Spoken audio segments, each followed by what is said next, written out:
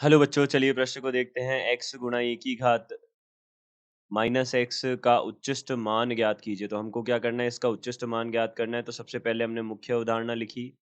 तो मुख्य अवधारणा के आधार पर हम यहाँ से बोल सकते हैं, जो हमारे पास y बराबर एफ एक्स होता है, कोई भी एक फलन है हमारे पास, इसका अगर इसका उच्चिष्ट और निम्निष्ट मान ज्ञात करना है तो सबसे पहले इसका अवकलन करते हैं और उसको 0 के बराबर करते हैं। यहाँ से x के मान हमको अल्फ़ा 1, अल्फ़ा 2 इस प्रकार से हमको मान मिलेंगे। उन मानों को हमको द्वितीय अवकलज में रखना है, तो हमने मान लीजिए अल्फ़ा r यहाँ पे रखा मान इसके अंदर। तो यहाँ पे कितना बनेगा हमारे पास में, अगर यह हमारे पास धनात्मक हो जाए तो यहाँ से हम बोल सकते हैं x बराबर अल्फ़ा r पर हमें क्या प्राप्त होगा, पर हमको क्या प्राप्त होगा, निम्नतम प्राप्त होगा। निम्नतम निम्नतम प्राप्त होगा, यह हम बोल सकते हैं। और यहाँ से द्वितीय अवकलज अल्फ़ा r पर यह कितना है, 0 से छोटा है अगर, तो x बराबर अल्फ़ा r पर हमको क्या प्राप्त होगा, उच्चतम प्राप्त होगा। उच्चतम प्राप्त होगा, यह हम बोल सकते हैं।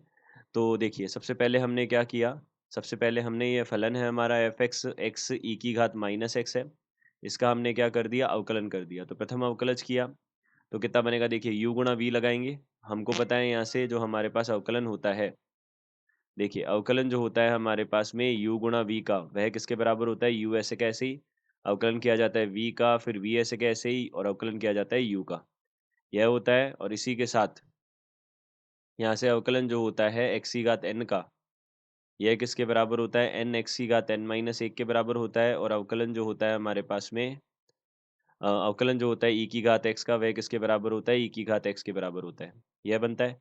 तो यहाँ से देखिए, सबसे पहले अवकलन x का करेंगे तो हमारे पास कितना आएगा, 1 आएगा, e की घात माइनस x ऐसे कैसे ही प्लस, फिर x ऐसे कैसे ही, और e की घात माइनस x का करेंगे तो e की घात माइनस x, और फिर माइनस x का करेंगे तो यहाँ पे माइनस 1 भी आ जाएगा, यह हमारे पास बन जाएगा।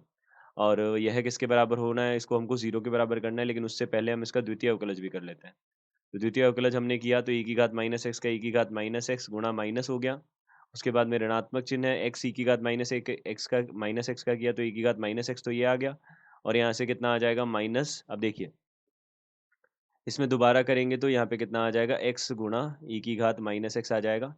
तो अब देखिए यहाँ से हमारे पास द्वितीय अवकलज जो है वह क्या बन गया, देखिए ई की घात माइनस एक्स, ये माइनस का 2 ई की घात माइनस एक्स बन गया। और यहाँ से कितना आ जाएगा, minus minus minus plus X E की घात माइनस एक्स, ये हमारे पास बन जाएगा। अब देखिए इसको हम हल कर लेते हैं आगे।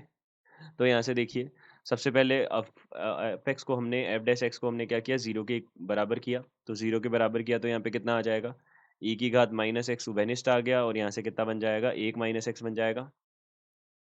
यह 0 के बराबर हो जाएगा तो हम यहाँ से बोल सकते हैं, अब देखिए ई की घात माइनस एक्स तो 0 जा नहीं सकता, तो एक्स का मान कितना जाएगा, यहाँ पे 1 आएगा। एक्स का मान 1 आएगा, यह हमारे पास में बिंदु हो जाएगा, यह हमारे पास वह बिंदु हो जाएगा।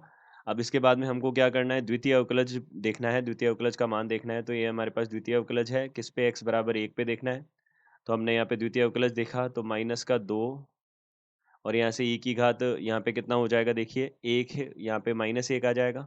और यहाँ पे प्लस, अब देखिए यहाँ से कितना हो जाएगा, 1 गुणा ई की घात माइनस 1 आ गया। तो यह हमारे पास कितना आ जाएगा, माइनस का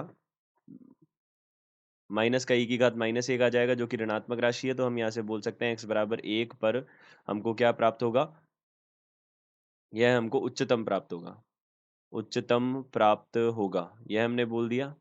तो यह हमारे पास उच्चतम प्राप्त होगा, तो यहाँ से हमने बोल दिया। अब जो उच्चतम मान होगा वह क्या होगा, देखिए यह हो जाएगा हमारे पास f1 हो जाएगा। 1 हमने रखा फलन में तो x की जगह 1 आ गया, 1 ई की घात माइनस 1, यानी कि 1 बटा ई हमारे पास क्या हो जाएगा, उच्चतम मान हो जाएगा।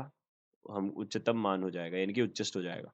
तो हम बोल सकते हैं दिए गए प्रश्न का उत्तर यह है। आशा करते हैं आपको समझ आया होगा। धन्यवाद।